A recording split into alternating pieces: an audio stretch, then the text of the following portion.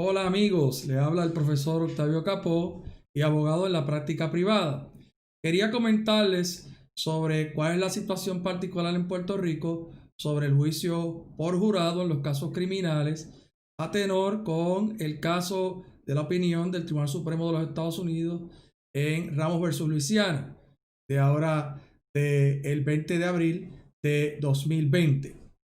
Tengo que comenzar por decirles que en Puerto Rico el derecho por jurado se encuentra cobijado por nuestra sección 11, artículo 2 romano de la Constitución de Puerto Rico,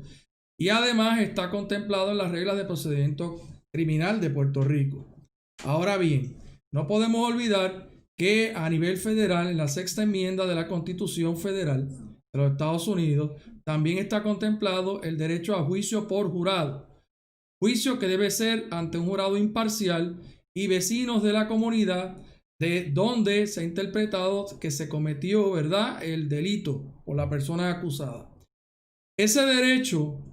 en Puerto Rico hasta este momento está contemplado en nuestra Constitución que el jurado debe componer los 12 personas de la comunidad y esas 12 personas deberán rendir un veredicto por mayoría no menor de 9, lo cual hace posible los veredictos de 9-3, 10-2 y 11-1 para un total de 12 personas. Sin embargo, a nivel federal, la Constitución y la jurisprudencia del Tribunal Supremo de los Estados Unidos ha establecido que se trata de 12 personas de forma unánime, tanto para absolver al acusado como para encontrarlo culpable de la comisión de algún delito. De esta opinión, que no es una opinión per curiam, que es por toda la corte, sino que es la suma de varios votos de jueces asociados y juez presidente del Tribunal Supremo de Estados Unidos, se puede interpretar que esto es un derecho fundamental reconocido en la Carta de Derechos de la Constitución norteamericana y por consiguiente entiendo que aplica directamente a Puerto Rico sin necesidad de que ningún tribunal de Puerto Rico determine que es un derecho fundamental. Así las cosas, este derecho de unanimidad a base de este caso del Tribunal Supremo, el caso de Ramos versus Luisiana, hace la gran diferencia en Puerto Rico de que entiendo que automáticamente va a derogar esa disposición de la sección 11, artículo 2 romano de nuestra Constitución y a su vez una de las reglas, una porción de una de las reglas, la número 112 de procedimiento criminal de Puerto Rico. ¿A quiénes aplicaría esto en mi opinión? Bueno, entiendo yo, ¿verdad?, que hay que separar los grupos. El primer grupo va a ser todo caso que esté comenzado, ¿verdad?, el proceso criminal y haya ya presentado una acusación por delito grave o por delito menos grave con pena de grave. ¿A qué me refiero con delito menos grave con pena de grave? Todo delito que es declarado menos grave por el legislador, sin embargo la pena excede de 6 meses de cárcel o más de $5,000 de multa. Hay otro grupo que es todos aquellos que ya van directamente para el juicio, están en esa etapa, se están viendo por jurado, pues entonces ahí habría que darle una instrucción al jurado que el veredicto tendría que ser unánime y habría que cambiar todos los formularios de boleta que se utilizan cuando los casos son sometidos ya para que el jurado delibere.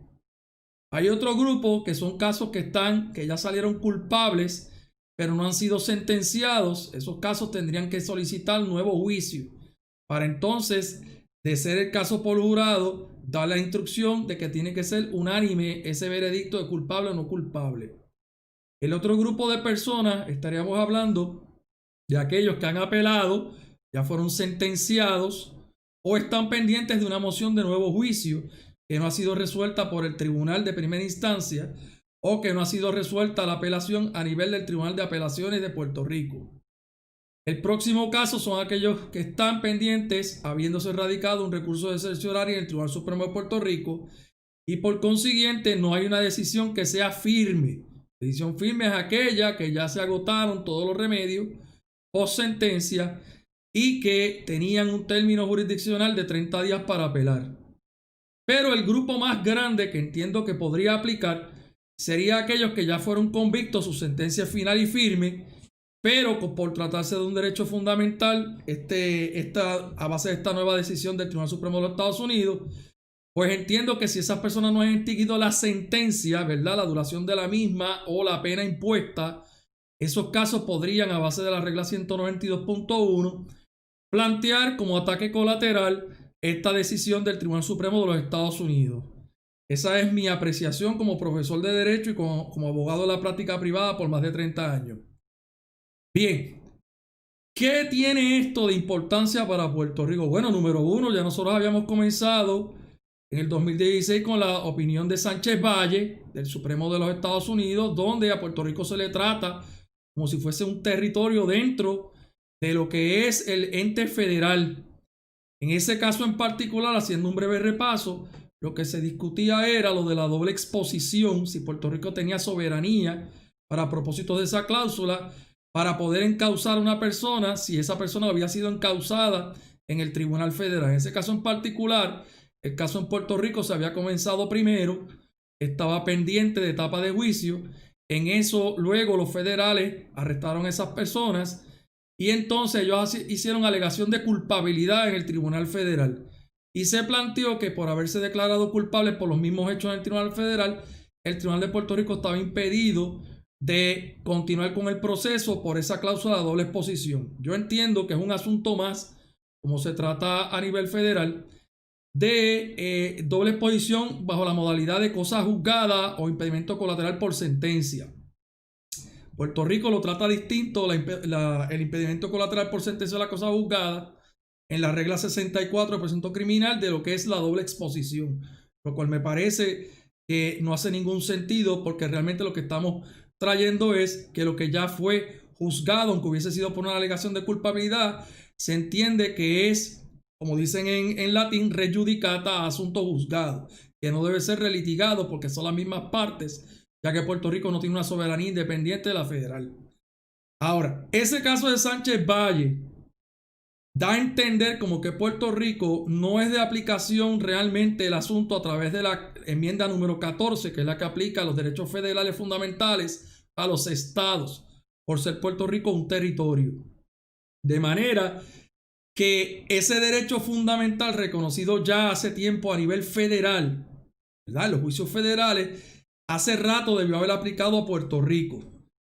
Porque el issue en este caso de Ramos versus Luisiana es que es un estado el que tiene un sistema de veredicto que permite que menos de 12 personas puedan declarar a un acusado culpable o no culpable. Así que el asunto es, ¿verdad?, totalmente distinto, pero importante determinar cuál es el efecto en Puerto Rico y nuestra situación jurídica e histórica a su vez. Con ello quiero decir que muchas de estas personas que pueden estar confinadas ahora mismo cumpliendo sentencia o que puedan estar en probatoria o sentencia suspendida, habiéndose visto su caso por jurado, y que ese veredicto fue menos de 12 en el sentido de que salió culpable 9-3, 10-2, 11-1, o que la persona renunció a que menos de 12 personas lo juzgaran, pero no menos de 9, podrían ser todos esos casos, esos veredictos totalmente nulos a base de esta jurisprudencia del Tribunal Supremo Federal recién emitida, y por consiguiente podrían abrirse las puertas a través de la regla 192.1 del procedimiento criminal para que se ordene un nuevo juicio y se deje sin efecto esa convicción o ese veredicto, ¿verdad?, que emitió ese jurado. ¿Cómo se va a hacer esto? Pues cada caso hay que analizarlo en sus méritos, examinando la sentencia, los procedimientos para asegurarse que fueron por jurado, y entonces con ello en mente erradicar ese tipo de moción dependiendo de la etapa que está. Es bien importante que se haga antes de que se extinga la sentencia, porque cada caso en sus méritos habría que ver si valdrá la pena arriesgarse a ver un nuevo juicio. Claro está, el nuevo juicio nunca puede ser la convicción por un delito mayor al que ya usted resultó convicto. Podría ser uno menor o podría ser de no culpable. Así que, amigos, pendiente a la discusión de este caso en eventuales programas que podamos ir transmitiendo a través de los podcasts. Gracias.